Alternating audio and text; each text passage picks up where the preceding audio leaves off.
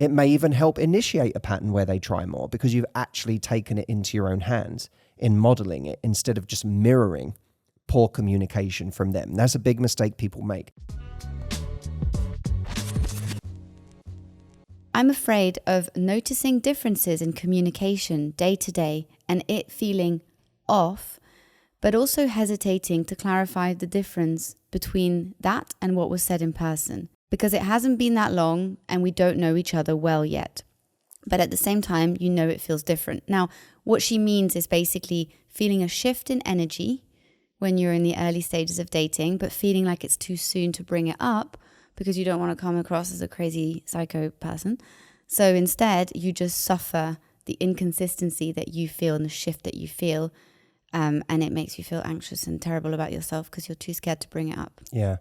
I mean, it's so common and it's a normal feeling. It's a natural feeling. How entitled are we to someone's energy in the beginning? How much should we expect things to go a certain way from someone who maybe doesn't owe us anything at this stage? This is a kind of nice way of simplifying things, because that is almost that question. The fear is this fear of being out of control. I'm not in control. The energy is different than the energy we had when we were in person. So I now don't know what to do, because if I tell them that I've felt an energy shift, then all of a sudden I might be imposing too much on them. So I just feel like I'm stuck. One way to get back in control of ourselves and our energy is to say, look, all I'm really doing in early dating is assessing whether what someone is giving me is the kind of energy that would warrant me giving more or me continuing to give to this situation. That's what I'm assessing. I'm not assessing whether I'm good enough for this person. I'm not assessing just my attraction for them. If I'm wanting them to text me, then I've already got attraction. That's a tick. But if we then start by saying, okay, what kind of energy, if I got it, would warrant me continuing to invest in this? And know that before you even go in, so that you don't overvalue someone just based on an attraction. And then, this is something I've been saying recently that I think is really, really important. Model the kind of communication that you would like to see from them. So that, and I will add a caveat to this. Model the kind of communication that you would have on your best day, on your most confident day, not on your least. So the way you could trip up is you could say, well, if I modeled the kind of communication I want to see, I'd message them every 10 minutes. But I would argue that's not you on your best day. That's you on a day where you have nothing going on, no sense of purpose, nothing, you're not being present with your friends or your family or the people you're spending time with.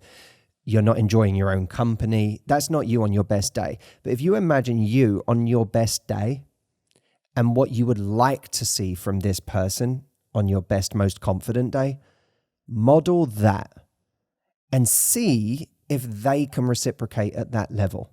See if they give it back to you at that level. And then, by the way, see if tomorrow, when you don't do that, they still do it, even though you're not the one leading. And if you see a pattern where they're trying, that's great. It may even help initiate a pattern where they try more because you've actually taken it into your own hands in modeling it instead of just mirroring poor communication from them. That's a big mistake people make.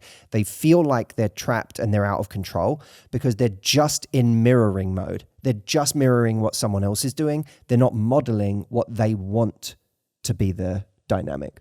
And I think what's important about this point, because I understand the fear very well, it's like this uncanny valley of standards where you feel like you want to ask something of somebody else, but you haven't built enough leverage to ask for something from someone else.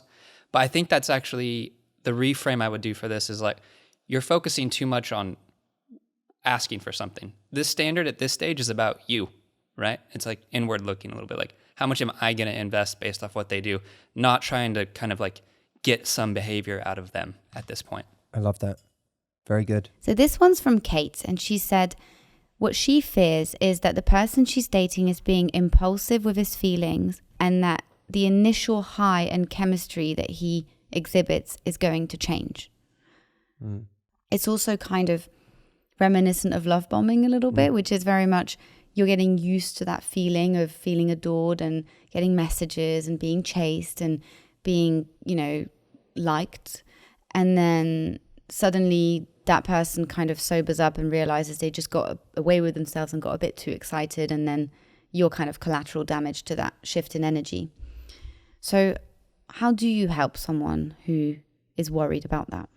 Look, it's a really good question, because people like that are very disorienting, and they, you get built up to this level that when that person suddenly takes their attention away from you, it feels like this really dramatic change.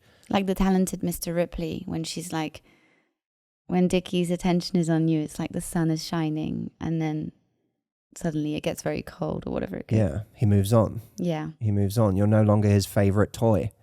And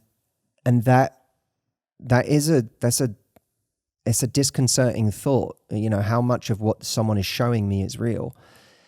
I think that it's almost worth saying if that person is really giving you extraordinary amounts of attention right now, and it does have that sort of slightly love bombing quality, or a bit even more positively, it has just this feeling of giddiness about it, that's going to change no matter what. Even if it changes to a much more stable and healthy form of attention and love, it will change. The question is, will it change to nothing? Or will it change to healthy love? And you just don't know that yet. So if someone is, always pay attention. Is the level of energy they're giving me organic? Does it feel like a projection because this person couldn't possibly know enough about me yet to like me this much?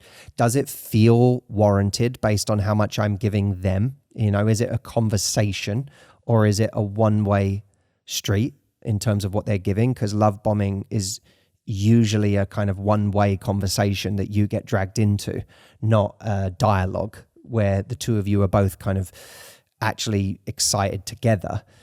What happens if you slow them down a little bit? You say, I'm so excited. I'm really excited to see you, but I also want to make sure that this is sustainable, and we go at a pace that's reasonable. What happens if you do that? These are all, we can do a whole other episode on love bombing, and we have in the past, but ultimately recognize that this level of attention will change.